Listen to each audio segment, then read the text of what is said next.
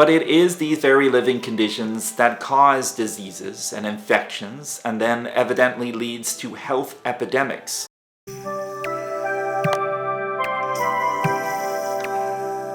So a really hot topic for a lot of omnivores right now is the high cost of eggs right now. This isn't just an issue in the United States, by the way. Granted, it is a more prominent issue in the States, but many parts of the world are seeing the soaring influx of egg prices. But the reality of the situation is, due to yet again another outbreak of the bird flu, the demand for eggs have increased, leading to price increases. What is fascinating to myself and many other vegans is how anyone in this day and age cannot connect the dots between health crises and animal agriculture. The vast majority of health crises and epidemics have been connected with animal agriculture or animal food production in some way, such as Ebola, swine flu, BSE, and obviously bird flu. I haven't consumed eggs or any products containing eggs in almost 7 years at this point. And I have to tell you, I don't miss them. There are alternatives to consuming eggs. If you live in the United States, for example, you can probably get your hands on Just Egg, a totally plant-based vegan alternative to eggs. Unfortunately, we here in Ireland and many other parts of Europe don't have access to purchasing Just Egg.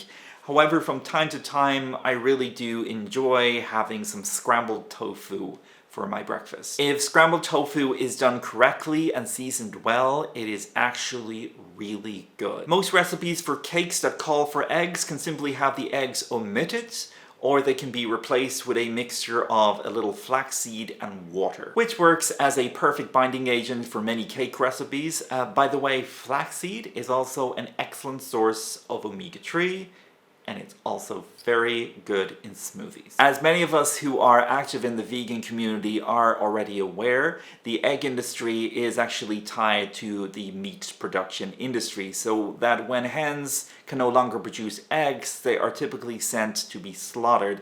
This usually happens between 1 to 2 years of their life. Then there is also the matter that many of these animals, particularly in factory farms, are put in some very unsanitary living conditions, while being administered massive amounts of antibiotics, making it even more uncomfortable for them to basically live. But it is these very living conditions that cause diseases and infections, and then evidently leads to health epidemics. It is no secret that factory farms are basically a breeding ground for disease, to such an extent that the diseases are not just spread to farm animals, but it is then thus passed on to human beings as well. This is commonly known in medical circles as zoonotic diseases, which are quite literally diseases spread from animals to human beings. The cause to why these unsanitary conditions are allowed to continue are due to a few factors. One of those factors is capitalism, trying to make as much money from these animals as possible, no matter the cost. So cramming chickens, for example,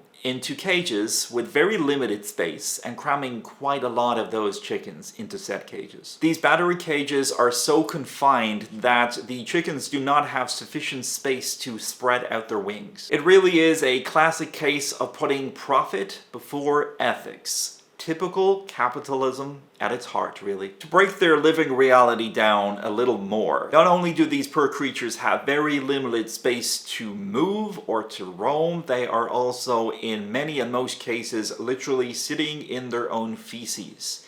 That is how unsanitary their living conditions really are. So instead of actually improving the living conditions of these animals, which would obviously in turn result in produce on a much smaller scale, in order to accommodate sufficient space for these animals. Because let's face it, it is not a sustainable industry. But factory farms won't do that. Oh no, that's not profitable enough. So instead, these industries try to counteract the environment of these animals that is so disease prone by administering them a bucket load of antibiotics. But you see, here's the tricky thing with antibiotics. If any animal is put in a situation where they are administered antibiotics for a long period of time, and it is the same drug of antibiotic used during that long period of time, the body builds up a defense against it, and it adapts. Which is why when doctors prescribe antibiotics to humans, the general advice is that they should not be used for a long period of time. The same thing happens with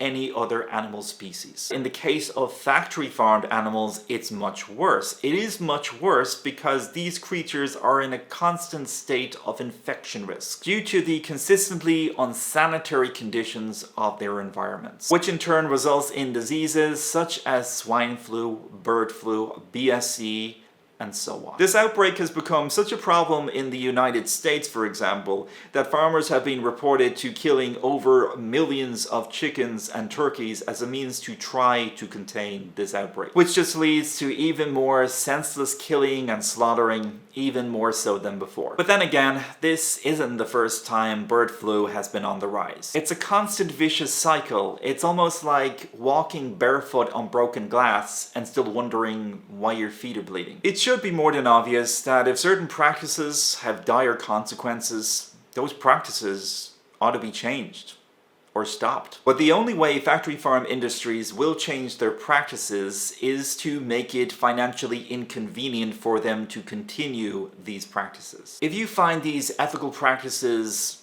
troubling, or if you're just simply concerned about egg prices, then perhaps you should consider the alternatives. They are not as strange as you might think. Along with today's sources, I'm also going to include some egg-free vegan recipes. As always, to continue this conversation, let me know your thoughts down below in the comment section. And until next time, everyone, thank you so much for watching, and I will see you in the next video.